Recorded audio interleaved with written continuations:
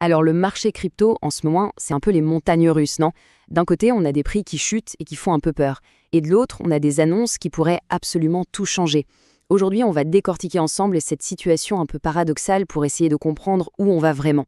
La grande question que tout le monde se pose, est-ce que tout est en train de s'écrouler? Pour y répondre, il faut regarder un peu plus loin que le bout de son nez, au-delà des graphiques. On va donc analyser ça sous deux angles. D'abord, la tempête, bien visible en surface, et ensuite les fondations, invisibles, qui se construisent en profondeur. Allez, on commence par ce qui saute aux yeux de tout le monde. La tempête. Le marché est clairement dans le rouge vif. Et les signaux d'alerte, eh bien, ils clignotent un peu partout. On commence par le baromètre, le poids lourd, le Bitcoin. Une baisse de 3% sur 24 heures, bon, ça peut sembler anodin, mais ça le ramène à ses niveaux les plus bas depuis le début du mois de septembre. Ce n'est pas juste un chiffre, ça reflète une vraie nervosité qui pèse sur tout l'écosystème. Et si le Bitcoin est nerveux, l'Ethereum, lui, subit une chute encore plus violente.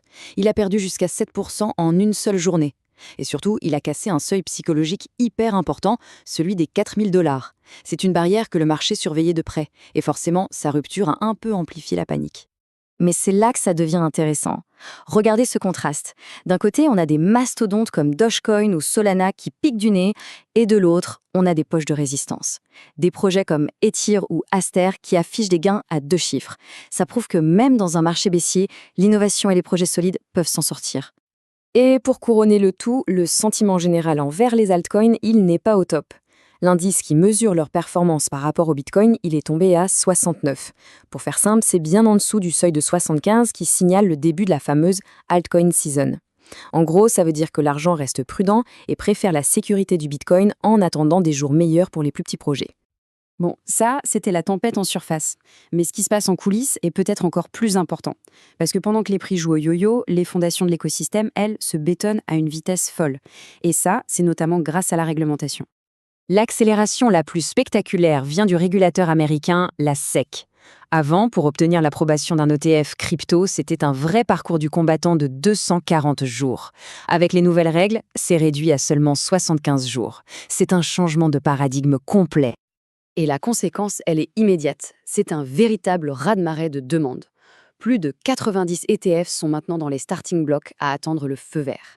Les premières approbations pourraient arriver dès le mois d'octobre, et ça pourrait ouvrir les vannes à des milliards de dollars d'investissements institutionnels. Et la clarté ne s'arrête pas là. Le secteur des stablecoins, qui est un peu le système sanguin de l'écosystème, est maintenant super bien encadré par le Genius Act. En gros, ça impose un adossement de 1 pour 1, des audits réguliers et un cadre fédéral clair. C'est la fin du Far West et le début d'une ère de confiance. Avec des règles claires, un deuxième pilier se met en place, l'arrivée massive des géants de la finance traditionnelle. Ils ne sont plus à la porte en train de regarder, non, ils sont entrés dans la pièce. Et les chiffres le prouvent déjà. Aujourd'hui, un quart de tous les produits d'investissement liés au Bitcoin sont détenus par des institutions financières. Ce n'est plus une tendance de niche, c'est un vrai mouvement de fond. Et ce n'est que le début. Le point crucial ici, c'est l'échelle de ces nouveaux acteurs. Prenez Franklin Templeton, ce n'est pas un petit fonds, c'est un titan qui gère 1 600 milliards de dollars d'actifs. Et ce géant vient de s'allier avec Binance. Pas pour spéculer, mais pour développer l'avenir de la finance, la tokenisation d'actifs. C'est un signal extrêmement fort. Et ce n'est pas qu'un phénomène américain. En Europe, dans un mouvement assez rare pour être souligné, 9 des plus grandes banques, comme ING et Unicredit, travaillent main dans la main pour lancer leur propre stablecoin en euros, entièrement réglementés. C'est une avancée historique pour l'autonomie financière du continent. Alors on a un cadre réglementaire, on a les institutions qui arrivent. Ça crée un terrain de jeu formidable. Et sur ce terrain, un troisième pilier est en train de s'ériger, une vague d'innovation technologique qui construit le futur du web. Le meilleur exemple, c'est peut-être le gaming sur blockchain. Malgré un marché qui fait grise mine, on a des projets comme Cantina Royale qui affichent des performances astronomiques, de plus de 1200%. Ça montre que l'innovation concrète paye et continue d'attirer les gens, peu importe la spéculation ambiante. Et au-delà des chiffres, c'est une vraie vision du futur qui prend forme. On parle d'intégrer la réalité augmentée dans nos jeux, de créer des économies où le joueur possède réellement ses actifs, ou encore de voir arriver des assistants IA qui vont décupler les possibilités du Web3. Bon, on a donc posé les deux faces de la pièce. D'un côté, une tempête sur les prix, de l'autre, des fondations qui se solidifient de jour en jour. Alors, comment interpréter la situation ?